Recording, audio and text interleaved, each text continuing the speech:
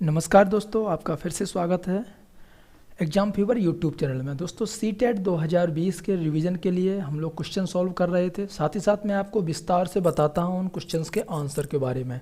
तो ये practice set number हमारा 3 है, जो कि ओल्ड क्वेश्चन पेपर सीटेट से मैंने लिया है। तो हमारा टारगेट है सीटेट 2020 को अच्छे से पास करना। तैयारी आपने की हुई है, अब बस हम करेंगे रिवीजन। तो पहला क्वेश्चन है सामाजिक विज्ञान से। भारत में अस्पृश्यता प्रथा के कारण निम्न में से किस मौलिक अधिकार का उल्लंघन किया जाता है? अस्पृश्यता आप समझते हैं, छुआछूत बोलते हैं जिसे। तो भारत में जो छुआछूत आपने अक्सर आजकल देखी होगी, पहले तो बहुत ज़्यादा थी लेकिन अभी इसके केसेस काफ़ी कम हैं। तो इस छुआछूत की प्रथा की वजह से कौन सा जो मौलिक अधिकार है जिसका उल्लंघन हो रहा है? स्वतंत्रता का अधिकार, शोषण के विरुद्ध अधिकार, संवैधानिक उपचारों का अधिकार या फिर समानता का अधिकार? तो सबसे पहले आप अगर नॉर्मली पहचानेंगे तो आप समझ जाएंगे ऑप्शन नंबर 4 इसका सही है, समानता का अधिकार। क्योंकि छुआछूत जहाँ पर हो जाती है, अस्पृश्यता जिसे बोलते हैं, वहाँ पर आप एक समान व्यवहार नहीं कर रहे हैं सामने वाले से। तो ये जो समानता का अधिकार है उसका उल्लंघन हो रहा है अगर आप अस्पृश्यता प्रथा का सपोर्ट कर रहे हैं। क्योंकि संविधान का जो अनुच्छेद है 17 उसके अंतर्गत भारत में जो छुआछूत यानी कि अस्पृश्यता प्रथा है उसको अवैध बोला गया है, जो कि कानून के अनुसार सही नहीं है। और समानता के अधिकारों के अंतर्गत किसी भी व्यक्ति के साथ आप भेदभावपूर्ण व्यवहार नहीं कर सकते हैं, ये एक असंवैधानिक बात कही जाएगी। उसके अलावा अगर आप देखेंगे जो मौलिक अधिकार जो सेक्शन है उसमें अनुच्छेद 14, 15 और 16 उसके अंतर्गत भी बहुत सारी समानता की बातें कही गई हैं। तो क्वेश्चन नंबर 1 का ऑप्शन नंबर 4 सही होगा। अभी देखेंगे अगला क्वेश्चन, क्वेश्चन नंबर 2। भारत के संविधान के अनुसार निम्नलिखित में से कौन सा मौलिक अधिकार नहीं है? आपने पढ़े होंगे 6 मौलिक अधिकार हैं, जब संविधान बनाया गया था तब 7 थे। तो वो 7वां जो मौलिक अधिकार है वो कौन सा है जिसको आजकल मौलिक अधिकार नहीं माना जाता है? पहला है शोषण के विरुद्ध अधिकार, धर्म की आज़ादी का अधिकार, संपत्ति का अधिकार या फिर शिक्षा का अधिकार? तो यहाँ पर ऑप्शन नंबर 3 आपका सही होगा, संपत्ति का अधिकार। क्योंकि भारतीय संविधान के अनुसार संपत्ति का अधिकार है उसे अब मौलिक अधिकार नहीं माना जाता है, बल्कि अनुच्छेद 300 का, आप अगर अनुच्छेद 300 का पढ़ेंगे तो उसके तहत अब उसे एक वैधानिक अधिकार माना जाता है। और ये कब चेंज हुआ था? सन 1978 में संविधान का 44वां संविधान संशोधन जो हुआ था, तो उसके अंतर्गत संपत्ति के अधिकार को मौलिक अधिकार की लिस्ट से निकाल करके एक वैधानिक अधिकार बना दिया था, जो कि अनुच्छेद 300 का में लिखा हुआ है। तो ऑप्शन नंबर 3 आप आगे से याद रखिए, और कहाँ पर है ये भी याद रखिए, और कब इसका संशोधन हुआ था ये भी याद रखिए, कौन सा संविधान संशोधन था ये भी याद रखिए। ठीक है दोस्तों। क्वेश्चन नंबर 3 है अभी, अस्पृश्यता के आधार पर भेदभाव को संदर्भित करती है, यानी कि जो अस्पृश्यता है उसके आधार पर किस चीज़ के द्वारा भेदभाव किया जाता है? लिंग के आधार पर भेदभाव होता है, जाति के आधार पर, वंश के आधार पर या शारीरिक विकलांगता के आधार पर? तो अस्पृश्यता, इसको अगर हम सीधे वर्ड में बोलेंगे तो छुआछूत। तो छुआछूत अक्सर हमारे यहाँ होती थी, वो होती थी जातिवाद के ऊपर। कोई ऊंची जाति का नीची जाति वाले को, या फिर ऊंची जाति में भी अलग अलग जातियाँ जो कि एक दूसरे से छुआछूत मानते थे।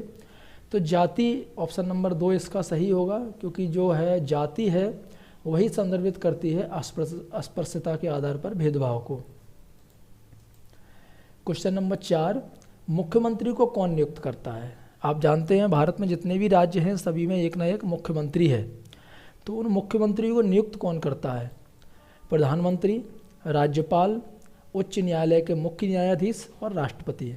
अभी आप बोलेंगे कि मुख्यमंत्री को नियुक्त करने के लिए तो उस समय पर वोटिंग होती है, तो वोटिंग के द्वारा मुख्यमंत्री नियुक्त होते हैं। तो ऐसा नहीं है, वोटिंग होने के बाद विधायक जो बनते हैं राज्य में एमएलए, तो विधायक दल का एक नेता होता है। विधायक दल का नेता जब चुन लिया जाता है तो राज्यपाल उसे नियुक्त करता है या फिर शपथ दिलाता है।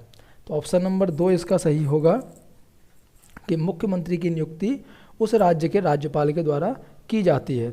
और राज्यपाल किसकी नियुक्ति करता है? जो बहुमत प्राप्त दल है उसके नेता को। अगर मान लिया जाए किसी भी दल को बहुमत हासिल नहीं हो रहा है, तब क्या करेगा राज्यपाल? तो राज्यपाल ऐसे व्यक्ति को बुलाता है, उसको ऐसे व्यक्ति को नियुक्त करता है जो विधानसभा का जो पटल यानी कि विधानसभा में अपना बहुमत साबित कर सके। ऑप्शन नंबर 2 सही हो गया। अब बात आ गई राज्यपाल की, तो फिर राज्यपाल को कौन नियुक्त करता है? मुख्यमंत्री, भारत का मुख्य न्यायाधीश, राष्ट्रपति और प्रधानमंत्री। अब मुख्यमंत्री तो ऑप्शन नहीं होगा, क्योंकि मुख्यमंत्री को तो खुद राज्यपाल ही नियुक्त करता है। अब बाकी तीन को देख लेते हैं। तो राज्यपाल को दोस्तों केंद्र सरकार की अनुशंसा यानी कि केंद्र सरकार की सिफारिश पर राज्यों में जो राज्यपाल है उसकी नियुक्ति राष्ट्रपति के द्वारा की जाती है। ऑप्शन नंबर 3 इसमें सही हो जाएगा।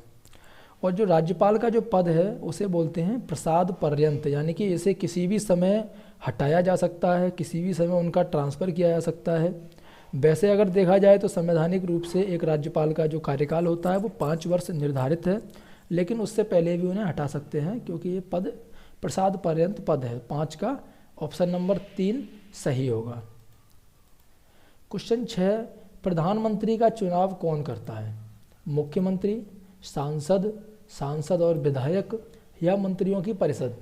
अभी मुख्यमंत्री का इससे कोई लेना देना नहीं है, क्योंकि जो प्रधानमंत्री है वो लोकसभा में बहुमत वाले दल का नेता होता है। मुख्यमंत्री अलग अलग राज्यों में होते हैं, तो ऑप्शन नंबर 1 निकाल दीजिए। सांसद और विधायक, सांसद की बात होती तो एक बार के लिए कंसिडर कर सकते थे, लेकिन विधायक जो कि राज्यों में होते हैं, तो सांसद और विधायक भी नहीं होगा ऑप्शन। मंत्रियों की परिषद और सांसद, तो इनमें से कन्फ्यूजन है, लेकिन जैसा कि मैंने पहले ही बताया था कि संसद में जो सांसद होते हैं, तो सांसदों का जो बहुमत वाले दल का नेता होता है वो प्रधानमंत्री बनता है। तो ऑप्शन नंबर 2 इसका सही होगा, क्योंकि भारत में संसदीय प्रणाली है और संसदीय प्रणाली में प्रधानमंत्री का चुनाव लोकसभा के जो सदस्य बन के आते हैं सांसद, उनके द्वारा ही किया जाता है। क्वेश्चन नंबर 7, निम्न में से किसको भारत का पहला नागरिक कहा जाता है? आपने देखा होगा फर्स्ट, जैसे फर्स्ट मैन कौन होता है इंडिया का, फर्स्ट पर्सन, या फिर राज्यों का भी होता है।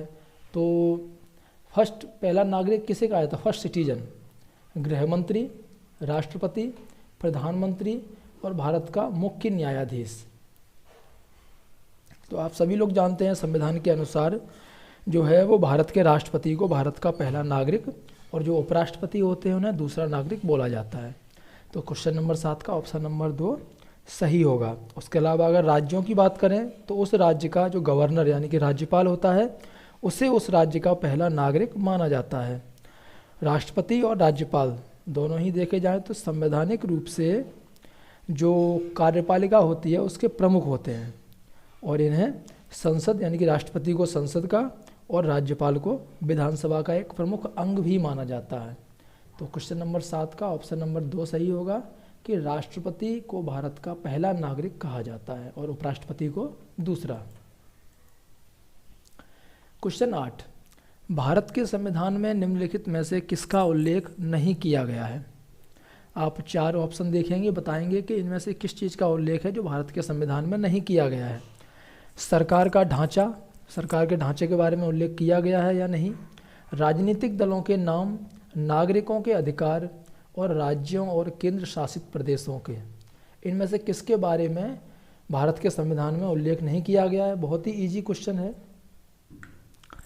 जैसा कि आपको पता है कि भारत एक लोकतांत्रिक देश है और संसद का यहाँ पर काफ़ी वैल्यू है। संसदीय लोकतांत्रिक प्रणाली है भारत में, और ऐसी प्रणाली में जो राजनीतिक दल हैं उनका एक विशेष महत्व होता है, लेकिन भारत के संविधान में राजनीतिक दलों के नाम का उल्लेख नहीं किया गया है, जो कि ऑप्शन नंबर 2 है इसका सही है। बाकी भारतीय संविधान में जो सरकारी ढांचे का जो तंत्र है उसके बारे में बताया गया है, नागरिकों के अधिकार हैं जैसे मौलिक अधिकार, उनके बारे में उल्लेख है, राज्यों और केंद्र शासित प्रदेश इनके बारे में भी जिक्र किया गया है, लेकिन राजनीतिक दलों के नाम का जिक्र नहीं किया गया है। तो क्वेश्चन नंबर 8 का ऑप्शन नंबर 2 सही होगा। क्वेश्चन 9, राज्यसभा में सदस्यों को कौन नामांकित करता है? यहाँ पर बात हो रही है नामांकित करने वालों की, ना कि निर्वाचित वालों की, क्योंकि निर्वाचन अलग होता है। कुछ टोटल 12 सदस्य ऐसे होते हैं राज्यसभा में जिनको नामांकित किया जाता है। कौन करता है उन्हें? उपराष्ट्रपति, प्रधानमंत्री, सर्वोच्च न्यायालय का मुख्य न्यायाधीश या फिर राष्ट्रपति। तो संविधान का एक अनुच्छेद है 80, संविधान का अनुच्छेद 80 2 एवं चौथी अनुसूची, इन दोनों के अंतर्गत जो राज्यसभा में जो सदस्य हैं यानी कि राज्यसभा के सांसद, उनका नामांकन किया जाता है, और टोटल 12 ऐसे व्यक्ति होते हैं जिनका नामांकन राष्ट्रपति करता है। ऑप्शन नंबर 4 इसका सही है।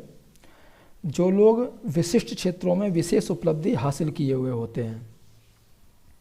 और जैसा कि राज्यसभा एक उच्च सदन बोली जाती है हमारे यहाँ पे, तो राष्ट्रपति द्वारा राज्यसभा में सदस्यों को नामांकित किए जाने का जो प्रावधान है संविधान में जो लिया गया है, ये आयरलैंड के संविधान से लिया गया है। और ऐसे जो सदस्य हैं उनका कार्यकाल भी 6 वर्ष ही होता है। तो यहाँ पर आपके कितने क्वेश्चन प्रिपेयर हो जाते हैं। पहला तो यही है कि राष्ट्रपति उन सदस्यों को नामांकित करता है। उन्हें नामांकित क्यों किया जाता है? क्योंकि कोई विशेष क्षेत्र में उनके पास विशेष उपलब्धि होनी चाहिए, जैसे सचिन तेंदुलकर को बनाया गया था। और उसके अलावा ये जो प्रावधान है ये कहाँ से लिया गया है? आयरलैंड के संविधान से लिया गया है। क्वेश्चन नंबर 9 का ऑप्शन नंबर 4 सही होगा। अभी क्वेश्चन 10, निम्नलिखित में से कौन भारत की संविधान सभा का अध्यक्ष था? जब भारत का संविधान बन रहा था उस समय भारत की संविधान सभा हुआ करती थी, जिन्होंने संविधान पूरा बनाया था, तो उसका अध्यक्ष कौन था? Doctor BR Ambedkar, doctor Rajendra Prasad, doctor Jawaharlal Nehru और C Rajagopalachari. Doctor BR Ambedkar थे, वो जो ड्राफ्ट कमेटी थी, प्रारूप समिति थी, उसके अध्यक्ष हुआ करते थे। और जो C राजगोपालाचारी है, जब देश आज़ाद हो जाता है तो माउंटबेटन के बाद वो भारत के गवर्नर जनरल बनाए गए थे। और इसके अलावा डॉक्टर जवाहरलाल नेहरू के बारे में आप जानते होंगे, जो कि भारत के प्रथम प्रधानमंत्री बने थे। अब बात होती है डॉक्टर राजेंद्र प्रसाद की, जो कि भारत के पहले राष्ट्रपति भी हैं। यही थे संविधान सभा के अध्यक्ष। ऑप्शन नंबर 2 सही होगा। इसके अलावा चूँकि डॉक्टर राजेंद्र प्रसाद स्थायी अध्यक्ष थे, इसीलिए इन्हें अध्यक्ष बोला जाता है। इसके अलावा डॉक्टर सच्चिदानंद सिन्हा, जो कि संविधान सभा के पहले अस्थाई अध्यक्ष भी बनाए गए थे शुरुआत में। उसके बाद डॉक्टर राजेंद्र प्रसाद ने टेक ओवर किया था, वो इसके स्थायी अध्यक्ष थे। तो क्वेश्चन नंबर 10 का ऑप्शन नंबर 2 सही हो जाएगा। अगर कभी मान लीजिए ऑप्शन में डॉक्टर सच्चिदानंद सिन्हा का नाम भी आ जाता, तब भी आप राजेंद्र प्रसाद को ही टिक करेंगे, ठीक है, क्योंकि वो अस्थाई अध्यक्ष थे और ये स्थायी अध्यक्ष हैं। तो टोटल इन क्वेश्चन से आपकी प्रैक्टिस हुई होगी। सामाजिक वैज्ञानिक क्वेश्चन थे। मैं सभी सब्जेक्ट के क्वेश्चंस को आपके सामने ऐसे ही प्रैक्टिस सेट के माध्यम से लाऊंगा। तो ये क्वेश्चन आंसर सीरीज दोस्तों चलती रहेगी। आप लोग मेरे साथ साथ इन्हें तैयारी करते रहिए और इनके बारे में जानकारी भी रखते रहिए। बाकी आपको कोई डाउट होता है, कोई भी प्रॉब्लम होती है, तो आप मुझे कमेंट करके पूछ सकते हैं। धन्यवाद दोस्तों।